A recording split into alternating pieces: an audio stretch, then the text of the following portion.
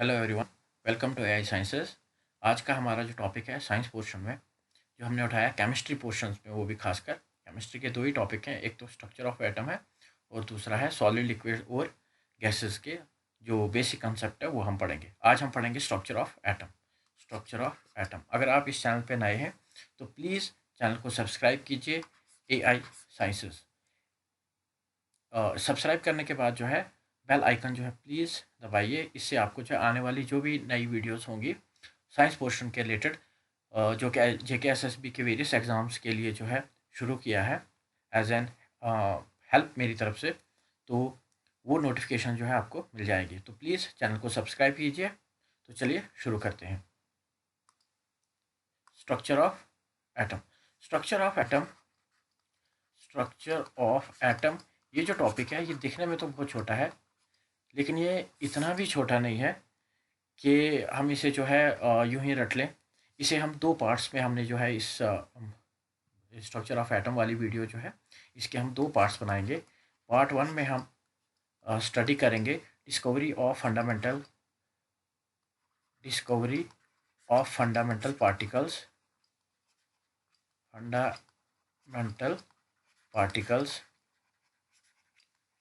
Particles.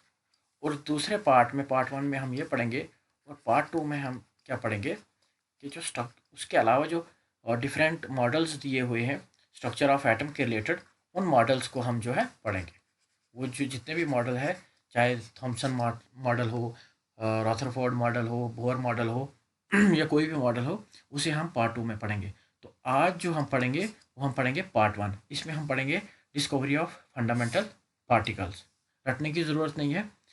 Video बनने में जो है देर भी लगी और हो सकता है थोड़ी लंबी जाए।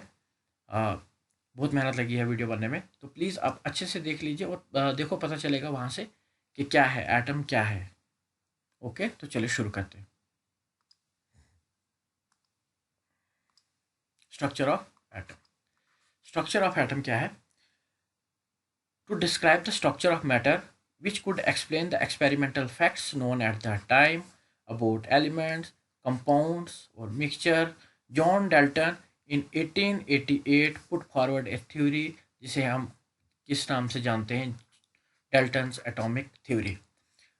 मैटर के स्ट्रक्चर जो है उसको उस टाइम पे जैसे लॉज ऑफ केमिकल कम्बिनेशंस आ गए थे, एलिमेंट्स आ गए थे, कंपाउंड्स आ गए थे, उस टाइम पे जितने भी नॉन फैक्ट्स इनके रिलेटेड थे, तो उन नॉन फैक्ट्स को जो है किसने स्टडी किया? जॉन डेल्टन ने। और उसने एक थ्योरी दे दी स्ट्रक्चर के रिलेटेड, ये एटम के रिलेटेड। स्ट्रक्चर का तो उसने कहा नहीं कुछ भी एटम का, लेकिन एटम के रिलेटेड जो है मीन बेसिक यूनिट जो है मैटर का, उसके बारे में उसने कुछ कहा। और उस थ्योरी को हम क्या कहते हैं? Dalton atomic theory. तो मेन पॉइंट्स क्या थे डेल्टन एटॉमिक थ्योरी के? Matter is made up of extremely small indivisible particles called atom. उसने कहा कि मैटर जो है छोटे छोटे एक्सट्रीमली स्मॉल इंडिविजिबल, जिन्हें हम डिवाइड नहीं कर सकते, मीन्स सबसे छोटा जो है स्मॉलेस्ट पार्टिकल है वो कौन सा है? उसने कहा कि एटम है। उसे हम फर्दर मोर जो है डिवाइड नहीं कर सकते हैं, उसका बना हुआ होता है मैटर। और क्या कहा? सेकंड पॉइंट क्या था? Atoms of same element are identical in all respect, size, shape और मास। उसने कहा कि जितने भी एटम्स हैं सेम एलिमेंट के, वो जो है हर हिसाब से जो है हर एस्पेक्ट से जो है सेम है। मीन्स उनका साइज भी सेम है, साइज भी, शेप भी और मास भी जो है उनका सेम है। मीन्स साइज भी शेप है सेम है, शेप भी जो है उनकी सेम है, और मास भी है जो वो क्या है? आइडेंटिकल है, मीन्स सेम मास है। और उन्होंने क्या कहा, जॉन डेल्टन ने क्या कहा कि atom of different elements have different masses, sizes and also possesses the different chemical properties. और कहा कि सेम एलिमेंट के जो एटम्स हैं वो जो है हर रेस्पेक्ट में सेम है, और डिफरेंट एलिमेंट्स में के एटम्स जो हैं उनका जो है डिफरेंट मास है, डिफरेंट साइज है, और वो जो है पोजेस करते हैं डिफरेंट केमिकल प्रॉपर्टीज। और फोर्थ पॉइंट क्या कहा? Atom of atom of same और different element combined together to form compounds. और कहा कि एटम जो है चाहे वो सेम एलिमेंट के हों या डिफरेंट एलिमेंट्स के हों, वो कंबाइन करते हैं एक दूसरे के साथ, और क्या बनाते हैं? कंपाउंड। और वो कंपाउंड किस रेशो में बनाएंगे? Whole number ratio. Whole number ratio whole number ratio in simple ratio में 1:2 में, या 2:1 में या 2:3 में, ये जो सिंपल होल नंबर रेशो है, इस इन रेशो से जो है वो कंबाइन होके जो है और डिफरेंट कंपाउंड्स बनाएंगे। नेक्स्ट पॉइंट क्या कहा, atom is the smallest particle that take part in a chemical reaction. और जो भी केमिकल रिएक्शन होती है उसमें टेक पार्ट कौन करता है, एटम स्मॉलेस्ट पार्टिकल है और वही टेक पार्ट करता है केमिकल रिएक्शन में। और पॉइंट उन्होंने क्या कहा कि atom can either be created not destroyed, ना ही एटम को जो है क्रिएट किया जा सकता है और ना ही डिस्ट्रॉय किया जा सकता है। ये थ्योरी जो है किस पे बेसिस थी, लॉज ऑफ केमिकल कॉम्बिनेशंस पे। जॉन डेल्टन की जो थ्योरी थी वो बेसिस थी लॉज ऑफ केमिकल कॉम्बिनेशन पे। यहाँ तक स्ट्रक्चर ऑफ एटम का कुछ पता नहीं था, सिर्फ कहा था कि मैटर जो है बना हुआ होता है किससे, छोटे छोटे टिन्नी स्मॉल पार्टिकल्स का, जिन्हें हम कहते हैं एटम्स। और उन्होंने कहा कि सेम एलिमेंट के जो है atom in all respect same होंगे और डिफरेंट एलिमेंट्स के जो एटम है वो डिफरेंट होंगे मास साइज वगैरह के हिसाब से। और एटम जो है सेम या डिफरेंट एलिमेंट के आपस में जुड़ेंगे और कंपाउंड बनाएंगे, किस रेशो से, सिंपल होल नंबर रेशो से। और क्या कहा, atom is the smallest particle of an element that take part in a chemical reaction, और atom can neither be created nor destroyed. ये सब इन्होंने कहा है एटम के रिलेटेड, एटम से रिलेटेड। स्ट्रक्चर के बारे में कुछ भी नहीं कहा। नेक्स्ट देखते हैं हम कि इस थ्योरी की कुछ लिमिटेशंस थी। क्या लिमिटेशंस थी, एक कि एटम जो है is no longer consider to be indivisible.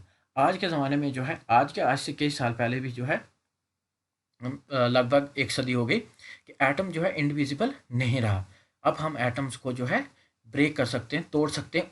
उसके अंदर भी और पार्टिकल्स हैं जिन्हें हम कहते हैं sub atomic particles, sub atomic particles.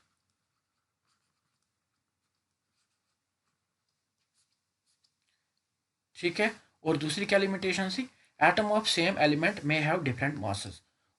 John Dalton ने क्या कहा था कि atom of same element have same masses, लेकिन आज हमारे पास ऐसे भी कुछ एटम्स हैं जिनके जो सेम एलिमेंट के एटम है लेकिन उनके मासेस जो है डिफरेंट है, एटॉमिक मास उनका डिफरेंट है। और क्या, एटम्स ऑफ डिफरेंट एलिमेंट में हैव सेम मासेस। आज जो है हमारे पास ऐसे भी जिन्हें आइसोबार आइसोटोप्स कहा जाता है, वो हम बाद में जो है फर्दर स्टडी करेंगे जब हम बाद में उसमें हम सारे जो है स्पीशीज पढ़ेंगे। तो एटम्स ऑफ डिफरेंट एलिमेंट में हैव सेम मासेस, आज ऐसा भी है। और ये कंसेप्ट जो है जो जॉन डल्टन ने दिया, ये लगभग एक सेंचुरी जो है चला। It holds ground for a number of years. जो है ये कंसेप्ट चला कि एटम जो है इंडिविजिबल पार्ट है, इनविजिबल भी है और स्मॉलेस्ट पार्टिकल भी है, इसे हम ब्रेक नहीं कर सकते हैं। और एटम जो है एक एलिमेंट के जो है सेम होते हैं, उनका सेम मास होता है। ये सब जो है जो भी कंसेप्ट उन्होंने दिया जॉन डेल्टन ने, जो भी ग्राउंड उन्होंने तैयार किया, वो जो है काफ़ी देर तक चला। ये थी जॉन डेल्टन्स की एटॉमिक थ्योरी। उसके बाद क्या हुआ कि जब नए नए एक्सपेरिमेंट्स होने लगे, फिर नए नए साइंटिस्ट हमारे पास आए, जैसे J Thomson, Goldstein, Rutherford, Chadwick और बोहर वगैरह जब साइंटिस्ट आए, उन्होंने कहा कि नहीं, एटम जो है स्मॉलेस्ट पार्टिकल नहीं है, ये इंडिविजिबल नहीं है, और एटम जो है एक क्या है, कम्प्लेक्स स्ट्रक्चर है। और एट प्रेजेंट जो है हमारे पास कितने सब एटॉमिक पार्टिकल्स हैं, एक एटम के अंदर डिफरेंट सब एटॉमिक पार्टिकल्स कितने, 35 डिफरेंट सब एटॉमिक पार्टिकल्स हैं। और फंडामेंटल पार्टिकल्स कौन कौन से हैं एटम के, वो हैं इलेक्ट्रॉन, प्रोटॉन और न्यूट्रॉन्स। मीन थ्री हमारे पास फंडामेंटल पार्टिकल्स ऑफ एटम है। ये सब एटॉमिक पार्टिकल्स हैं, ये भी इलेक्ट्रॉन, प्रोटॉन और न्यूट्रॉन। इसके अलावा भी जो है हमारे पास ऑन ए होल कितने हैं, 35 डिफरेंट सब एटॉमिक पार्टिकल्स प्रेजेंट होते हैं एक छोटे से एटम के अंदर। ये ऊपर वाले की कुदरत है। यहाँ से शुरू होती है कहानी। फंडामेंटल पार्टिकल्स की जो डिस्कवरी है वो यहाँ से शुरू होती है कि इन्होंने कहा कि एटम जो है इंडिविजिबल है। अब जब इंडिविजिबल की बात हुई तो ये जो हमारे पास फंडामेंटल पार्टिकल्स जिन्हें हमने कहा इलेक्ट्रॉन, प्रोटॉन और न्यूट्रॉन, यहाँ से अब सिस्टमेटिक वाइज हम चलेंगे कि कैसे कैसे जो इलेक्ट्रॉन की डिस्कवरी हुई, प्रोटॉन की हुई, न्यूट्रॉन की डिस्कवरी जो है कैसे कैसे हुई, वो हम देखेंगे। Discovery of fundamental particles. Discovery of electron पहले हम पढ़ेंगे। Discovery of electron, discovery of electron कहाँ से हुई? Study of cathode rays. जब कैथोड रेज की स्टडी कर रहे थे वहाँ से डिस्कवरी ऑफ इलेक्ट्रॉन हुई। अब कैथोड रेज क्या है, ये कैसे इनकी डिस्कवरी हुई इलेक्ट्रॉन की, वो हम सब देखेंगे। The discovery of electron come as a result of study of conduction of electricity through gases. क्या एक्सपेरिमेंट किया जा रहा था कि गैसेस के थ्रू जो है इलेक्ट्रिसिटी को कंडक्ट किया जा रहा था। उस टाइम पे जो है डिस्कवरी ऑफ इलेक्ट्रॉन हुआ। एक्सपेरिमेंट कौन कंडक्ट कर रहा था? विलियम क्रूक, ये साइंटिस्ट थे। 1879 ये किस पे काम कर रहे थे? कैथोड रेज पे। ये क्या करवा रहे थे? Conduction of electricity through gases. इनका एक्सपेरिमेंटल सेटअप क्या था कि इन्होंने एक ट्यूब ले ली, एक साइड कैथोड जोड़ दिया और एक साइड जो है कैथोड का इलेक्ट्रोड ले लिया और एक साइड एनोड का इलेक्ट्रोड ले लिया और इस ट्यूब में इन्होंने गैस भरी, लो प्रेशर की गैस भरी। तो इन्होंने क्या देखा कि जब हाई वोल्टेज से इन्होंने ये दो इलेक्ट्रोड्स जो है कनेक्ट किए तो इन्होंने देखा कि कैथोड से कुछ रेज निकल रही हैं। उन रेज को इन्होंने क्या कहा कि कैथोड रेज है। उन्हें कैसे पता चला कि ये जो गैस इसके अंदर थी, जो ही इन्होंने सर्किट जो है ऑन किया, ये जो गैस इसके अंदर जो प्रेजेंट थी ये ग्लो करने लगी। उन्होंने कहा कि ऐसा कुछ तो है कि जो कैथोड से निकल रहा है और एनोड से होते हुए एक जगह पे इन्होंने क्या लिया? परफोरेटेड एनोड लिया। मीन्स एनोड के बीच में जो है पोर्स कर लिए, एनोड के बीच में जो है पोर्स कर लिए। तो ये कैथोड रेज जब इस एनोड से इन पोर्स से होते हुए जब गुजरती तो ये स्ट्राइक करती इस स्क्रीन पे, तो यहाँ पे जो है ग्लो होता। तो इन्होंने कहा कि कुछ तो ऐसा है जो कैथोड से निकल रहा है और ये एनोड के जो पोर्स हैं यहाँ से होते हुए ये पे स्क्रीन लगाई हुई थी, यहाँ पे ग्लो करने लगा। कुछ ऐसा तो है। तो उन्होंने उस रेज को क्या कह दिया? Cathode rays. अभी तक उन्हें इलेक्ट्रॉन का कोई भी कंसेप्ट नहीं था। उन्होंने कहा कि ये कौन सी रेज है? कैथोड रेज, क्योंकि ये कैथोड से निकल रही है और एनोड के पोर्स, अगर हम एनोड को जो है पोर्स में लाए, यहाँ पे जो है पोर्स बना दें तो ये यहाँ से गुजर के जो है स्क्रीन पे जब स्ट्राइक करती तो वहाँ पे जो है स्पार्किंग होती। उन्होंने कहा कुछ तो है कैथोड में, कैथोड रेज में, कि इसकी वजह से जो है ये सब हो रहा है, कोई कोई रेज तो निकल रही है। तो उन रेज को उन्होंने फर्दर स्टडी किया और उनकी प्रॉपर्टीज़ को उन्होंने जाना कि क्या क्या प्रॉपर्टीज़ हैं कैथोड रेज की। कैथोड रेज की बहुत सारी प्रॉपर्टीज़ हैं, मैंने हार्डली 3 प्रॉपर्टीज़ लिखी हैं। इसके अलावा भी 2 4 5 और प्रॉपर्टीज़ है। हमने पीएचडी नहीं करनी, हमने सिर्फ एग्ज़ाम क्वालिफाई करना है जेकेएसएसबी का। तो कैथोड रेज की क्या प्रॉपर्टीज़ थी? पहली इंपॉर्टेंट प्रॉपर्टीज़ थी कि कैथोड रेज जो है ये ट्रैवल करती थी एक स्ट्रेट लाइन में, एक स्ट्रेट लाइन में ट्रैवल करती थी। और दूसरा, ये मेड अप ऑफ थी मटेरियल पार्टिकल्स, मटेरियल पार्टिकल्स की बनी हुई थी। और कैथोड रेज जो कैरी करती थी नेगेटिव चार्ज, क्योंकि जब इन्होंने इसे डिफ्लेक्ट करवाया, एक्सटर्नल मैग्नेटिक फील्ड लगाया या एक्सटर्नल इलेक्ट्रिक फील्ड लगाया, तो ये जो कैथोड रेज थी ये कहाँ के लिए बेंड हो रही थी? नेगेटिव चार्ज थी और ये पॉजिटिव पोल की तरफ बेंड हो रही थी। तो इसका क्या मतलब था कि कैथोड रेज क्या क्या करती हैं? नेगेटिव चार्ज कैरी करती है। क्योंकि जब कैथोड रेज जब आती, ये कैथोड रेज अगर थी तो यहाँ पे अगर पोल एक पॉजिटिव पोल था और यहाँ पे नेगेटिव पोल था, तो ये कैथोड रेज जो है पॉजिटिव की तरफ बेंड होती। तो इसका क्या मतलब, यहाँ से क्या मतलब चला, पता चला कि कैथोड रेज क्या है? नेगेटिवली नेगेटिवली चार्ज है। क्योंकि सेम चार्ज जो है क्या करेगा? रिपेल करेगा और अपोजिट चार्ज जो है क्या करेगा? अट्रैक्ट। तो ये अट्रैक्ट इसलिए हो रही थी कि ये नेगेटिवली चार्ज थी। यहाँ से पता चला कि कैथोड रेज जो है वो नेगेटिवली चार्ज रेज है। ये थी प्रॉपर्टीज कैथोड रेज की। अभी भी इलेक्ट्रॉन्स का कोई भी कंसेप्ट नहीं था कि ये इलेक्ट्रॉन्स है। ये सिर्फ कंसेप्ट था कि कैथोड रेज की प्रॉपर्टीज को स्टडी किया जा रहा था। यहाँ से हमें क्या पता चला? ये जो प्रॉपर्टीज़ हमने स्टडी की कैथोड रेज की, यहाँ से हमें 2 इंपॉर्टेंट प्रॉपर्टीज़ का पता चला। एक, फर्स्ट प्रॉपर्टी कौन थी? Cathode rays are made up of material particles. यहाँ से हमें पता चला कि कैथोड रेज जो है किसकी बनी हुई है? मटेरियल पार्टिकल्स की। मीन्स कोई ना कोई पार्टिकल है। और कैथोड रेज क्या कैरी करती है? Negative charge. तो हमने क्या कंसेप्ट दे दिया कि नेगेटिवली चार्ज मटेरियल पार्टिकल्स, अब क्या बात हो रही है, negatively charge material particles constituting the cathode rays are called electrons.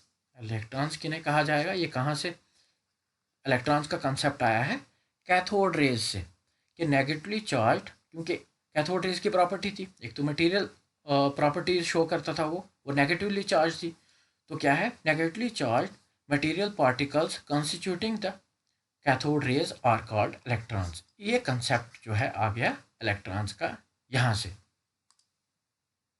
Further experiment carry out हुए। अब हमें ये तो पता चला कि ये जो कैथोड रेज हैं ये नेगेटिवली चार्ज रेज तो हैं, लेकिन अब हमें ये पता करना था कि इनमें चार्ज कितना है, इनका चार्ज कितना है, चार्ज कितना है और मास कितना है।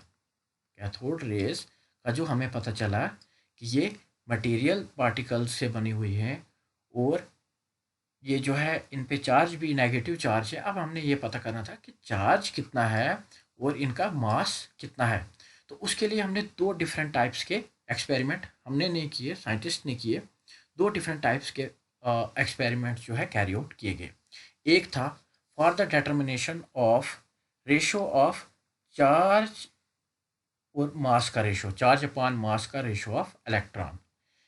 यहाँ से हमें क्या पता चला कि जो रेशो है चार्ज और मास का रेशो, यहाँ से हमें क्या क्या हमें हमारे पास क्या आ जाएगा, यहाँ से हम मास भी निकाल पाएंगे इसका। तो ये एक्सपेरिमेंट किसने किया, जे थॉम्सन ने।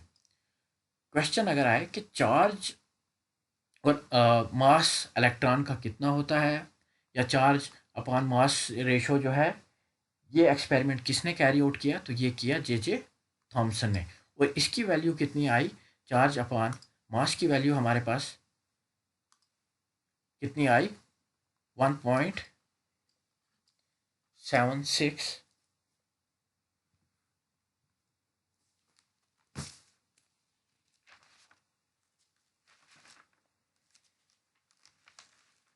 ये हमारे पास कितनी वैल्यू आई, 1.76 इंटू 10⁸ कूलम्स पर ग्राम। ये वैल्यू हमारी कौन सी आई, चार्ज अपॉन मास की वैल्यू। और ये किसने किया था, जे थॉम्सन ने ये एक्सपेरिमेंट किया था। जे थॉम्सन ने एक्सपेरिमेंट किया और ये वैल्यू हमारे पास कितनी आई, चार्ज अपॉन मास, ये जो रेशो है ये वैल्यू कितनी आई, 1.76 इंटू 10⁸ कूलम्स पर ग्राम, ये वैल्यू जो है आई। दूसरा एक्सपेरिमेंट कौन सा हुआ, दूसरा एक्सपेरिमेंट किया for the determination of charge. Charge की डिटर्मिनेशन के लिए ये जो कैथोड रेज थी, जिन्हें हमने क्या कहा कि ये इलेक्ट्रॉन्स हैं, मटेरियल पार्टिकल्स के बनी हुई है, इन इलेक्ट्रॉन्स का चार्ज कहाँ से निकाला, ये एक्सपेरिमेंट किसने कैरी आउट किया, मिलिकन ने। मिलिकन ने इन 1917 with the help of oil drop experiment. ये याद रखना क्योंकि JK SSB वाले कुछ भी पूछ लेते हैं, और खासकर साइंस से, कि मिलिकन ने जो है डिटर्मिनेशन की किसकी, चार्ज की, और रेशो ऑफ चार्ज अपॉन मास का जे थॉम्सन ने। और ये कौन सा एक्सपेरिमेंट इन्होंने किया, ऑयल ड्रॉप एक्सपेरिमेंट। और ये वैल्यू हमारे पास कितनी आई, इसकी वैल्यू हमारे पास आई, चार्ज कितना आया हमारे पास, 1.60 इंटू 10⁻⁻19 कूलम्स, ये हमारे पास चार्ज आया इलेक्ट्रॉन का।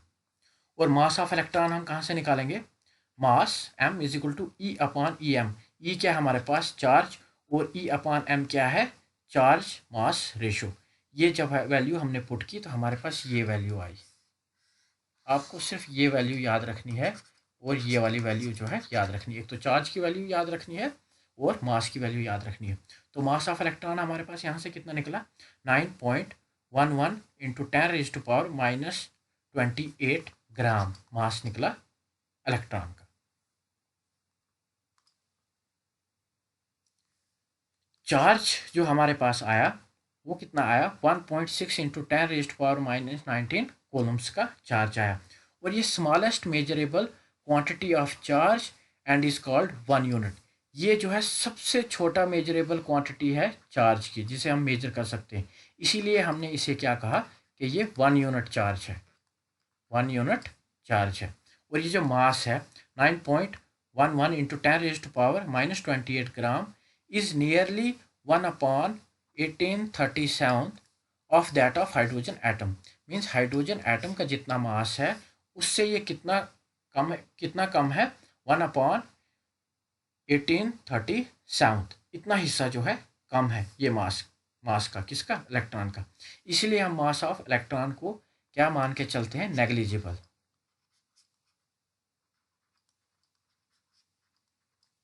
नेग्लिजिबल क्योंकि ये बहुत कम जो है मास है, इसीलिए हम मास ऑफ इलेक्ट्रॉन को क्या मान के चलते हैं, नेग्लिजिबल। और चार्ज ऑफ एन इलेक्ट्रॉन कितना है हमारे पास, 1 यूनिट, मीन -1 यूनिट।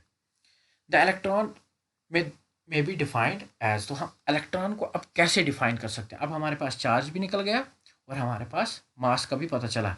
चार्ज है 1.6 इंटू 10⁻⁻19 और मास है हमारे पास 9.11 इंटू 10⁻⁻28 ग्राम। तो इलेक्ट्रॉन को कैसे डिफाइन करेंगे, an electron may be defined as that fundamental particle which carries 1 unit negative charge.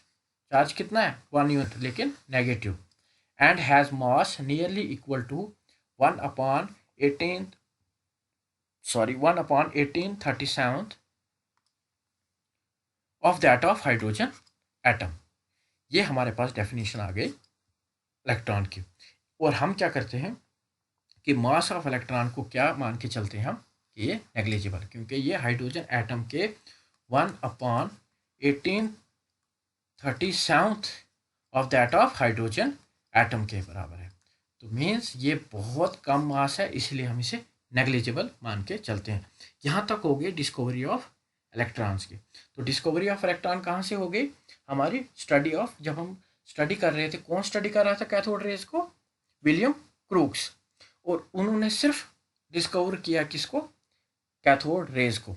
और उसके बाद जब हमें पता चला कि कैथोड रेज की क्या क्या प्रॉपर्टीज़ है, कि ये नेगेटिवली चार्ज भी है, मटेरियल पार्टिकल भी है, तो ये खोज शुरू हो गई कि चार्ज है तो चार्ज कितना है और इसका मास कितना है। तो वहाँ से ये सब एक्सपेरिमेंट किसने किए, चार्ज रेशो का एक्सपेरिमेंट जो है किसने किया, जे थॉमसन ने। और इसका मास का एक्सपेरिमेंट जो है वो किसने किया, मिल्किन ने जो है मास का एक्सपेरिमेंट किया। नेक्स्ट देखते हैं हम discovery of proton. Discovery of proton ये कहाँ से इसकी डिस्कवरी हुई, स्टडी ऑफ एनोड रेज। जब एनोड रेज की स्टडी कर रहे थे वहाँ से डिस्कवरी ऑफ एनोड रेज हुई। Goldstein in 1886 performed discharge tube experiment in which he took perforated cathode and a gas at low pressure was kept inside the tube। ये tube थी, इसके अंदर क्या हुआ कि एनोड ले लिया, एक इलेक्ट्रोड एनोड, और दूसरा हमने एक परफोरेटेड कैथोड का एक इलेक्ट्रोड हमने ले लिया। इसके अंदर जो है हमने गैस भरी, हाइड्रोजन गैस इनसाइड जो है लो टेम्परेचर पे, और एक जिंक सल्फाइड की कोटिंग जो है हमने यहाँ पे जिंक सल्फाइड की कोटिंग की।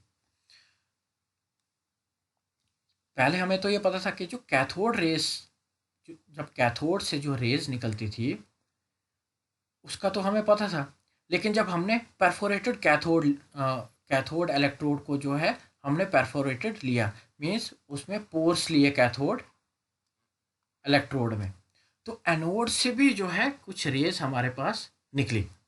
और वो जब स्ट्राइक करने लगी जिंक सल्फाइड की कोटिंग पे, इस स्क्रीन पे, जिंक सल्फाइड की स्क्रीन पे, तो यहाँ पे वो ग्लो करने लगी। यहाँ से ये पता चला कि एनोड से भी जो है कुछ रेज जो है हमारे पास निकलती हैं। कुछ ऐसा होता है कि कुछ रेज जो है यहाँ इन पोर्स से होते हुए जो है जिंक सल्फाइड की स्क्रीन पे टकरा रही है, स्ट्राइक कर रही है, और वहाँ पे जो है फ्लोरिसेंट इफेक्ट जो है प्रोड्यूस कर रही है। तो अब यहाँ पे दो रेज आ गई हमारे पास, एक तो कैथोड रेज जिनकी जो प्रॉपर्टीज़ हमने स्टडी की, वहाँ से हमने इलेक्ट्रॉन्स का पता लगा लिया। अब आई यहाँ पे हमारे पास एनोड रेज। अब इनकी प्रॉपर्टीज़ को जो है स्टडी करने का टाइम आ गया। तो इनकी प्रॉपर्टीज़ को जब हमने स्टडी किया तो हमने क्या पाया कि इनकी भी सेम प्रॉपर्टीज़ थी।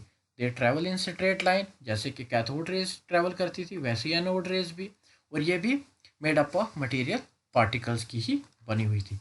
लेकिन सिर्फ फ़र्क कितना था कि यहाँ पे चार्ज क्या था, पॉजिटिव चार्ज, और कैथोड रेज पे क्या चार्ज था, नेगेटिव चार्ज। ये एनोड रेज क्या थी, पॉजिटिवली चार्ज थी।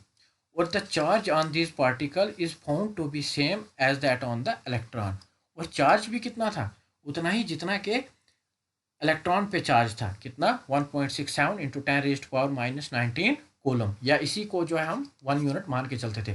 फर्क सिर्फ इतना है कि जो चार्ज इलेक्ट्रॉन पे था उसे हमने -1.67 लेके मान के चलना है, और जो चार्ज जो है प्रोटॉन पे है उसे हमने क्या मान के चलना है, +1.67, क्योंकि ये पॉजिटिवली चार्ज थे और इलेक्ट्रॉन जो है नेगेटिवली चार्ज था। चार्ज सेम था, 1.67 into 10⁻⁻19 coulomb. The ratio charge upon mass, ratio कितना निकला, 9.58 इंटू 10⁻⁴ कूलम्स पर ग्राम। ये रेशो निकला चार्ज अपॉन मास का एनोड रेज के लिए। और hence mass of these particles जो है जब हमने कैलकुलेट किया, वैसे ही charge upon ratio of charge upon mass, तो ये वैल्यू कितनी आ गई हमारे पास, ये वाली 1.67 इंटू 10⁻⁻24 ग्राम। ये जो मास था ये nearly equal to hydrogen atom था, और जो पहले वाला मास था, मास ऑफ इलेक्ट्रॉन, वो हाइड्रोजन एटम से कितना कम था, 1.1837 of that of hydrogen atom. और ये जो है नियरली इक्वल टू है किसके, हाइड्रोजन एटम के। तो इलेक्ट्रॉन का मास जो था हाइड्रोजन एटम से इतना कम था, इसलिए हम वो मान के चले थे नेग्लिजिबल। लेकिन यहाँ पे मास जो है नेग्लिजिबल नहीं है, मास जो है यहाँ पे nearly equal to hydrogen atom है। और यहाँ से हम क्या डिफाइन करेंगे, कैसे डिफाइन करेंगे हम प्रोटॉन को, that fundamental particle which carries 1 unit of positive charge and has a mass nearly equal to that of hydrogen atom। ये है डेफिनेशन प्रोटॉन की, कि कितना चार्ज है इस पे, 1 यूनिट, और मास कितना है, equal to that of hydrogen atom के। यहाँ तक थी हमारी डिस्कवरी ऑफ प्रोटॉन। अब हम पढ़ेंगे थर्ड फंडामेंटल पार्टिकल जो है डिस्कवरी ऑफ न्यूट्रॉन।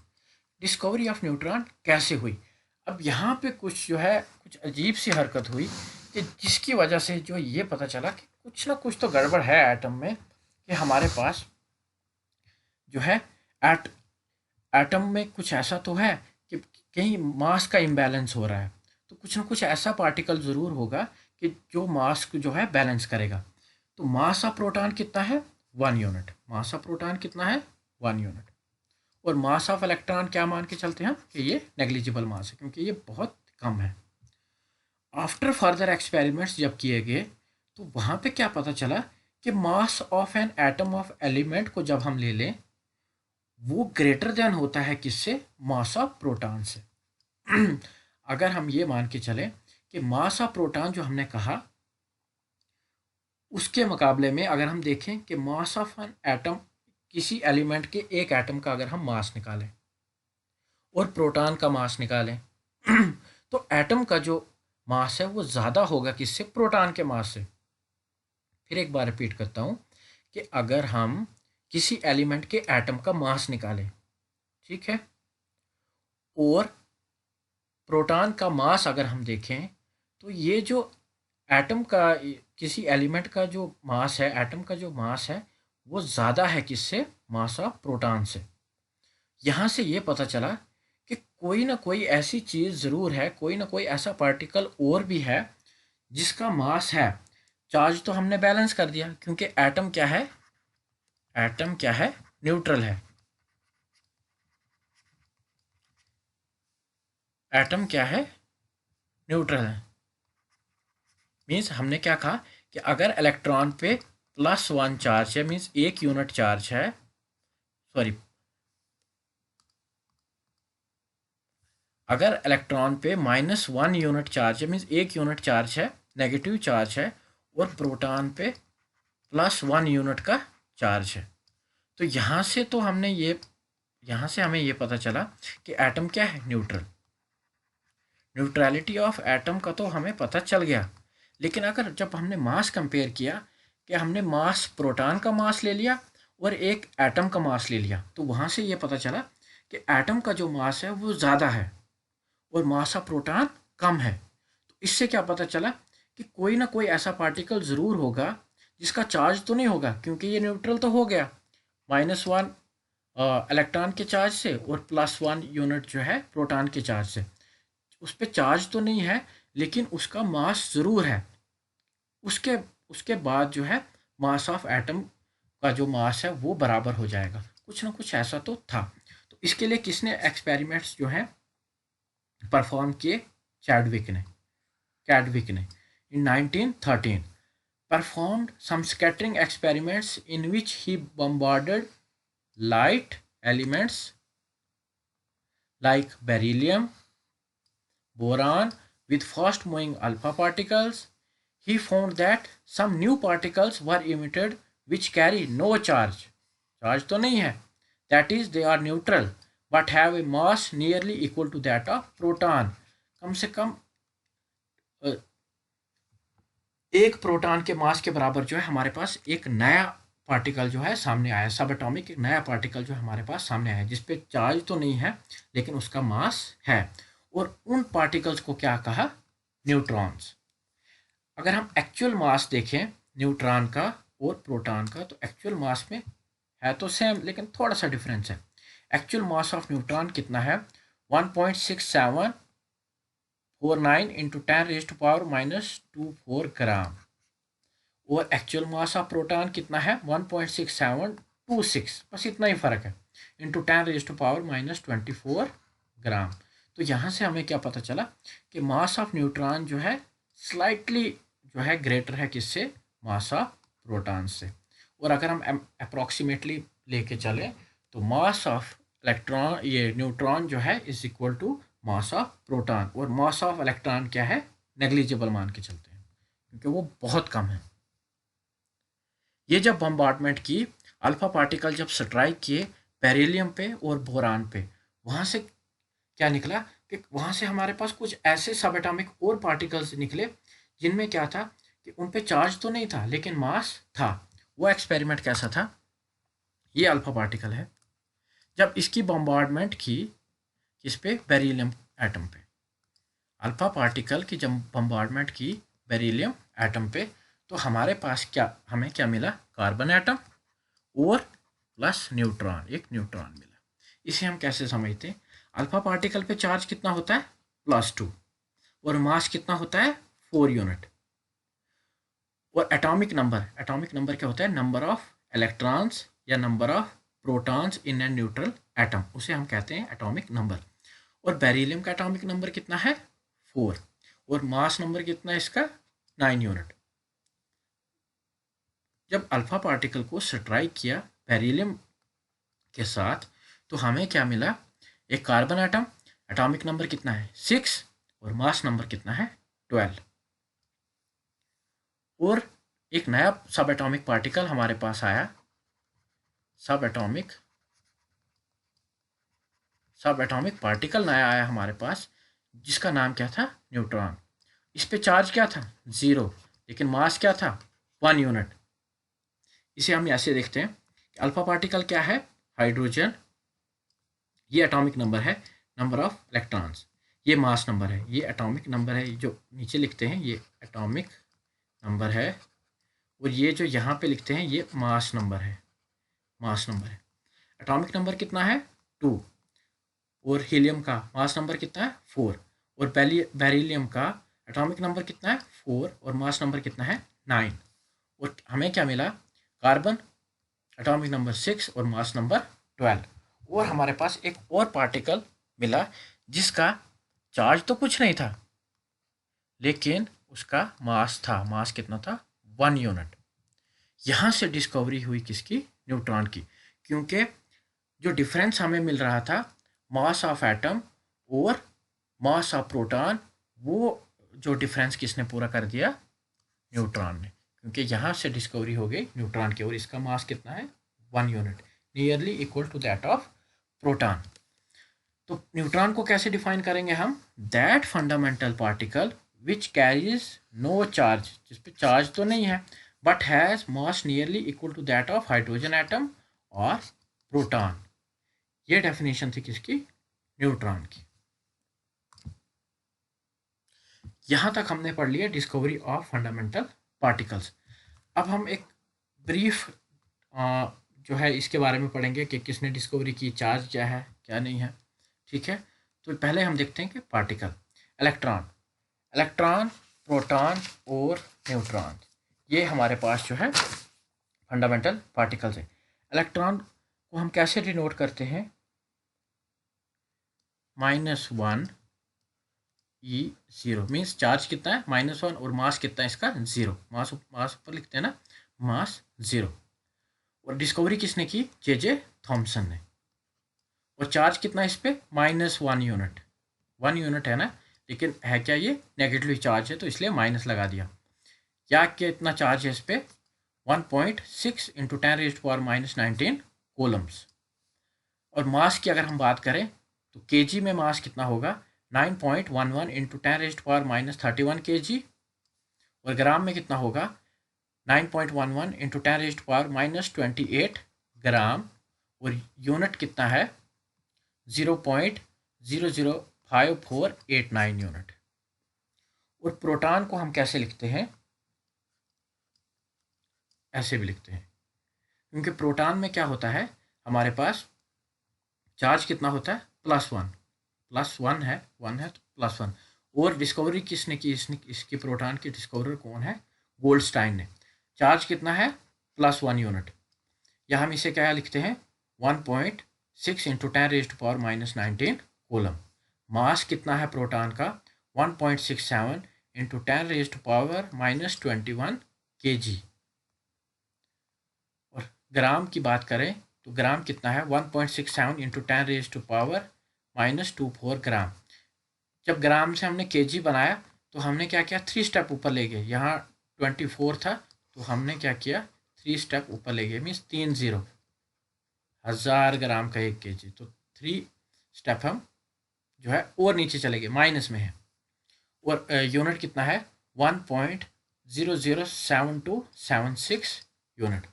और न्यूट्रॉन को जो हम कैसे रिप्रेजेंट करते हैं?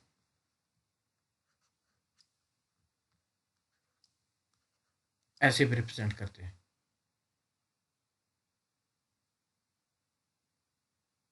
या N0 से। ऐसे भी और ऐसे भी। और डिस्कवरर कौन था इसका? कैडविक ने। और चार्ज कितना है इस पे? 0। और मास की अगर हम बात करें तो इसका और प्रोटॉन का मास जो है लगभग सेम है, 1.67 इंटू 10⁻⁻27 kg। और इन ग्राम की बात करें तो 1.67 इंटू 10⁻⁻24 ग्राम। और यूनिट में 1.0086, बस ये थोड़ा सा फर्क है, 1.0086। तो हम लगभग क्या मान के चलते हैं कि ये बराबर ही है, ये जो है बराबर है। 1 यूनिट चार्ज कितना होता है? 1 यूनिट चार्ज कितना होता है? ये वाला चार्ज जो है 1.602 या 1.6 लिख सकते हैं इंटू 10⁻⁻19 कूलम। ये स्मॉलेस्ट मेजरेबल चार्ज था, स्मॉलेस्ट मेजरेबल चार्ज था, जो किसका था? इलेक्ट्रॉन का या प्रोटॉन का। तो ये चार्ज जो है 1 यूनिट चार्ज इतने कॉलम्स के बराबर होता है। और 1 मास यूनिट कितना होता है? 1 मास यूनिट, 1 यूनिट मास कितना होता है?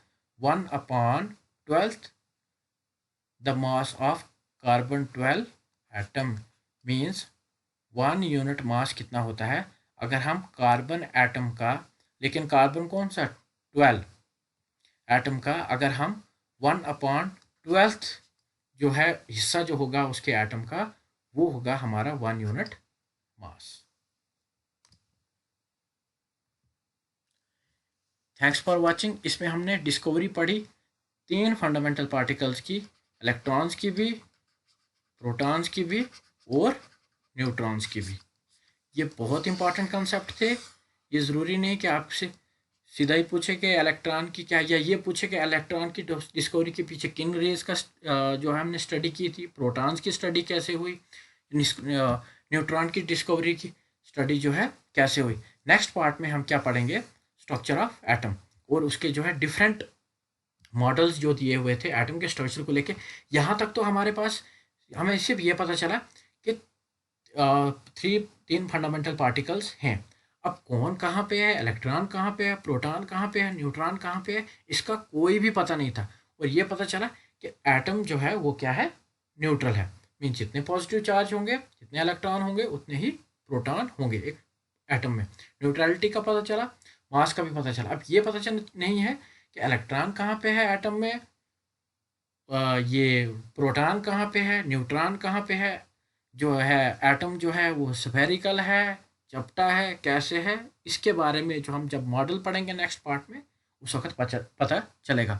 तो प्लीज़ चैनल को प्लीज़ सब्सक्राइब कीजिए। Okay, thanks.